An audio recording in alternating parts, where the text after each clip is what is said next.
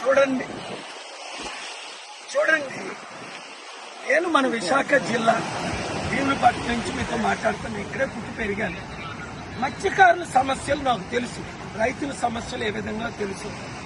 మత్స్యకారులకు ఇక్కడ mini harbour కట్టారు. ఎన్ని సంవత్సరాల నుంచి అడుగుతున్నారు, ఎవరైనా పట్టించుకున్నారా?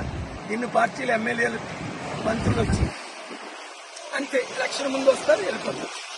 నేను మత్స్యకారులకు 3 విషయాలు: 1, మీకు మినీ హార్బర్ కట్టిస్తాం.